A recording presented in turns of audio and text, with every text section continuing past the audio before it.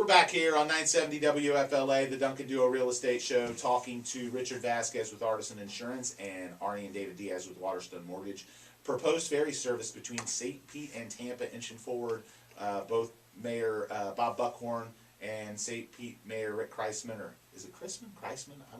I might need to get a pronunciation on that, but nonetheless, both mayors are on board with a ferry service between the downtowns that I think is certainly something that could be great for the Tampa Bay area. We do have a struggle with people that commute back and forth between St. Pete and Tampa, or people that not just want to commute, but want to go and enjoy the nightlife between the two different downtowns. And as the development downtown Tampa inches forward, I think there's certainly some validity to a ferry service. I think it'd be pretty neat. What do you guys think about it?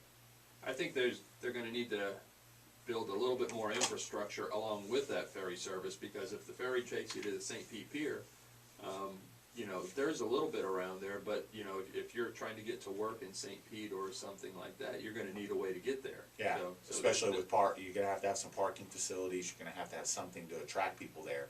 Otherwise, it becomes a cool, kind of thing. Do you it go one experience, time. You go experience nightlife. You want to go over to Vinoy Park or Long Beach Drive and some of the neat stuff in St. Pete, and you jump over there from Tampa as kind of a one-time thing, but to make it more usable. Yeah, exactly. It's got to be functional. It's got to be usable. I think Buckhorn was also talking about the light rail too, Correct. as a possibility. Yeah. But it's just more talks about Tampa kind of growing into this 24/7 kind of place. Yeah. And I think it's going to be overall good with what's been.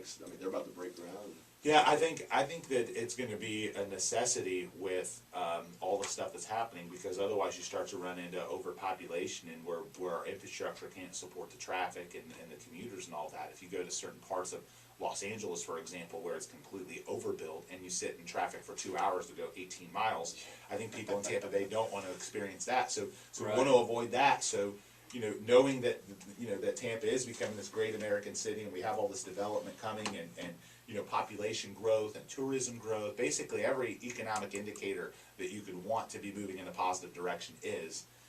So the transportation issue is one that's a hot button, and I think it's certainly something that keeps people excited about wanting to come here when they see all the construction going on, and they know that they're working on improving 275 and all those things, but that's merely to get 275 up to what it needed to be like 3 years ago. Right. It's not really as forward as it should be. So what else you guys?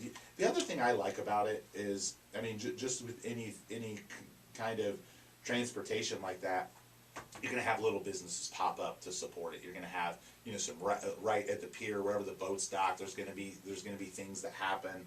So there's going to be jobs created, but nonetheless, I think it would be really neat. There's some cities out on the West Coast that have things like that. I think they're a lot of fun, and there's certainly you get down to Key West and South Florida, and there's more of that than there is here. So it's certainly something that's worked in other Florida markets. I think would be a lot of fun. There was a story on the news the other night.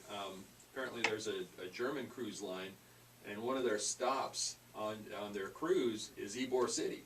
Oh, no kidding. Yeah, so if you go on a cruise with this German cruise line company, they take you into the Tampa Ship Channel, and then they cart you over to Ybor City and teach you all about the cigar industry, and take you for Cuban food, and go get up to Colombia. Yeah, the people really seem to be enjoying themselves, and this news story, they really seem to like it. I'll tell you this: I do a lot of traveling. I do a lot of international traveling, and if people know Tampa, they have heard of Ybor. Right. They call it Ybor all the time. Yeah, they do. They always pronounce it. And Ybor, a few years ago, definitely experienced, probably not so good press. Yeah, had some murders. But I'll tell you this: you go down there now, and it's a cool spot. It's eccentric. It's a little different. Yeah. But especially during the day for lunch. Yeah, I think it's a great lunch and dinner spot. When it gets late night, then I'm a little old for that crowd apparently. Yeah, I'm a little old.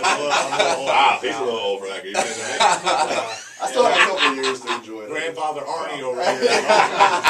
All the time. Hey, I can hang though. I can hang. that guava wing gets a little out of hand too. I mean, I think they got salsa in the streets. I don't know, you know. Yeah. I don't know. Salsa in the streets might get him down there. Yeah. Go put his bling on, go dancing. We get him in trouble every show about the dancing. All right, we're going to be back to continue our conversation after the news break here on 970. We talking to Arnie and David Diaz with Waterstone Mortgage and Richard Vasquez with Artisan Insurance on the Duncan Duo Show. We'll be back after a quick news break.